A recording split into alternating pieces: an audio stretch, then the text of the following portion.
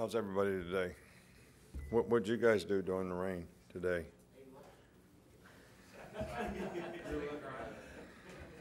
Stayed dry? Yeah. Well, I was really kind of encouraged by the progress that we made. I think there's a lot of improvement between scrimmage 1 and scrimmage 2. A lot more guys were able to execute. I think there's a lot that we have to work on. I think the key to the drill is, you know, can you ask yourself the question, can I do my job on a consistent basis? All right, that means 3 things. Can I play with the kind of effort, the kind of toughness, and be responsible to know what to do, how to do it, why it's important to do it that way, and do it over and over and over, regardless of the circumstance in the game, regardless of the situation in the game. All right, I think we had more guys that could do that today, but I also think we need to have more guys that can do that with confidence, that are young players that have a chance to contribute to this team, that have to develop that confidence between, you know, now and then. So there's a difference between having success and being successful. You've probably heard me talk about that before. You know, you can have success on one play. You know, to be successful, you have to have success on play after play after play over a long period of time, and that is what makes you a consistent performer and a successful player. So that's what we need to be focused on. That's what we really need to try to do. And every player has to look at, all right, can I do that? Can I do my job?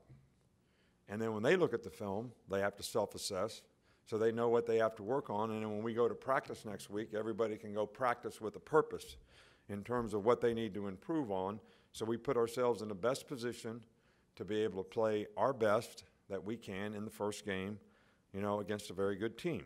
That's the key to the drill. So, you know, one of the things that was a little discouraging today, we moved the ball early in the scrimmage a couple times offensively, stalled in the red area, turned the ball over in the red area. So those are not the kind of things we got to be able to finish drives, all right, and score points. And I think that's something that we had a rain delay today, but I was really kind of, you know, it was 22 minutes. We stayed out there in the rain, then we got some lightning, so we had to go in, and it was 22 minutes. But I'm saying that's just like halftime. So let's see how we go out and play in the second half. And I actually thought the energy was a little bit better when we went out there than, you know, when we left. So, you know, a lot of good things that are encouraging today. You know, from an injury standpoint, you know, Bo has been ill for 2 days, pretty sick. Not even, I'm talking about ill enough to be in bed. You know, we don't think this is a serious illness or anything like that, but it is something that we didn't think it would be good for him not to be in a position where he could be resting. Josh Jacobs, we talked about that before, did not scrimmage because of his injury.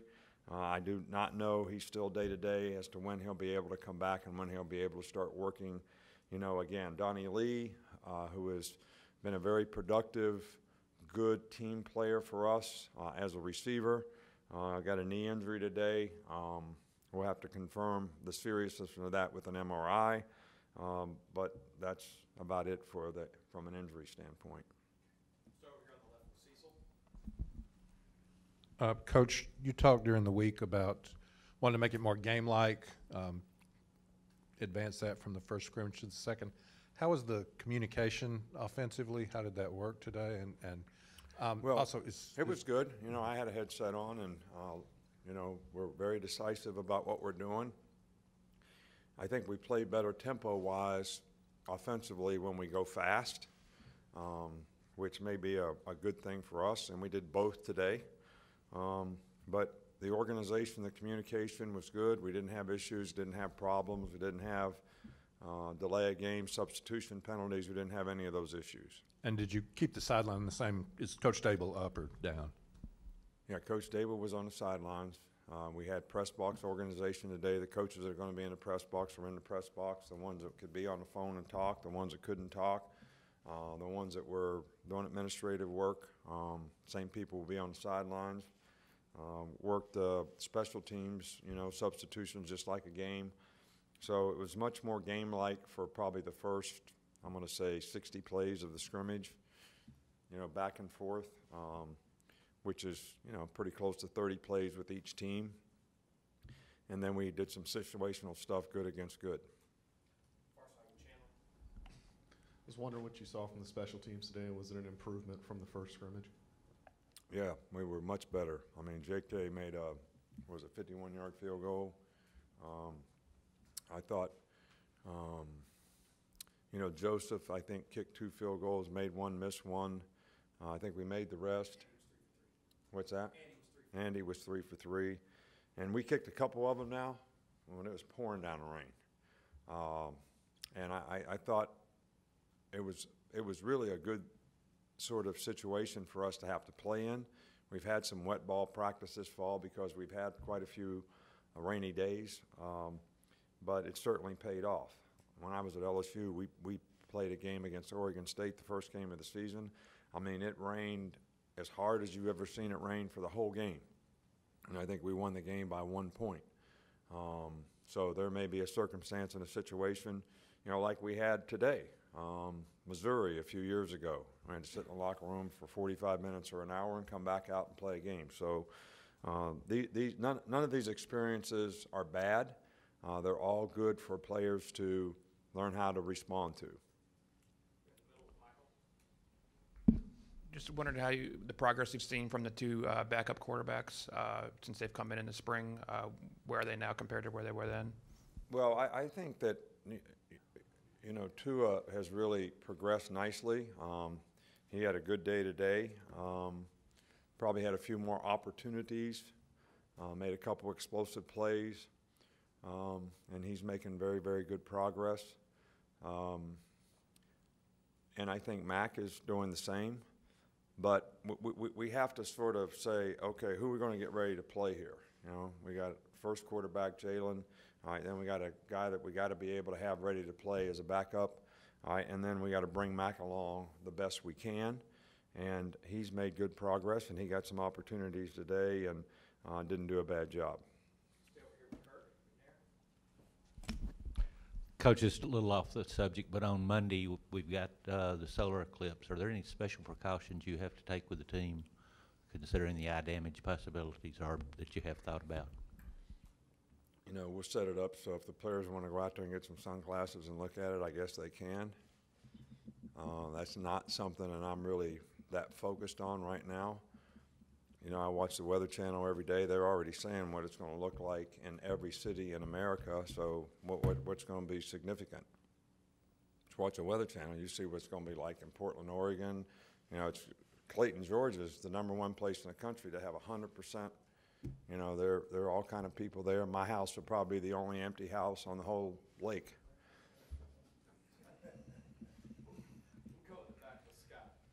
So I'm going to watch it on TV. Maybe we should have a team meeting about how we're going to do this. I haven't thought of that yet. I think it'll happen before we go to practice anyway, Coach. Excuse me? It should happen before we go to practice anyway. In the back. Hey, Nick, I know every practice is important, every scrimmage is important, but on second ones, can you allow that it's just the importance of it when you've got one under your belt, you got another one left, you're still in the grind of middle of fall practice? Well, look, I think every day as a coach, you want to see the players execute well. That's the #1 thing you're looking for.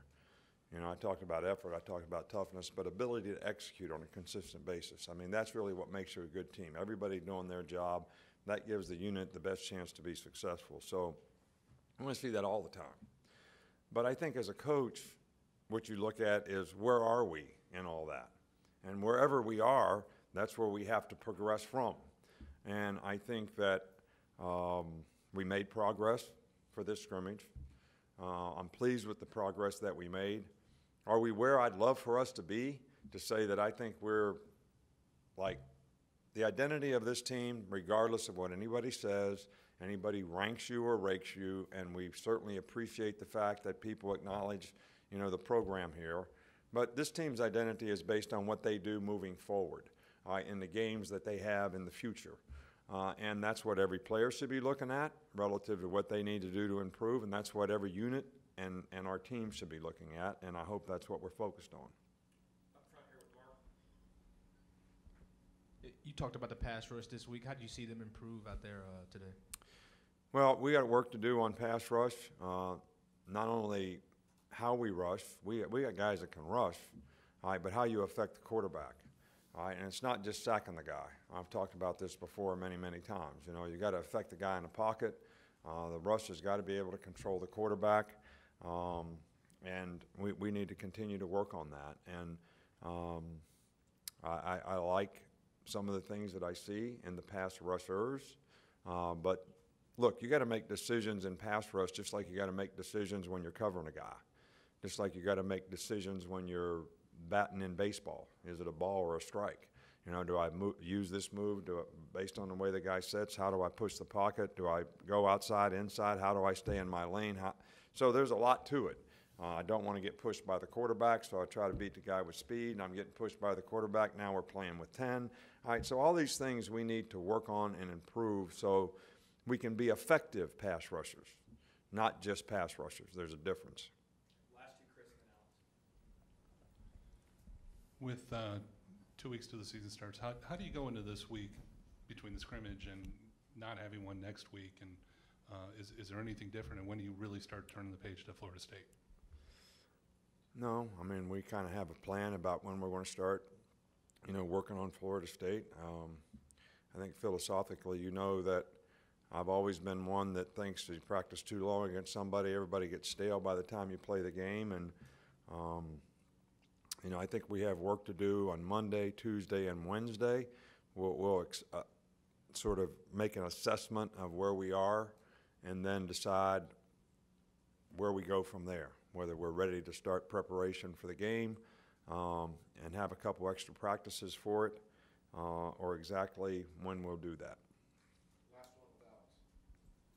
Nick, you've talked a couple times about part of Jalen's progress this offseason is his decision-making, whether or not to take off and make certain reads. How do you feel he's taken that step as a decision-maker in those moments when maybe he gets flushed or in the pocket or something of that nature? You talking about Jalen?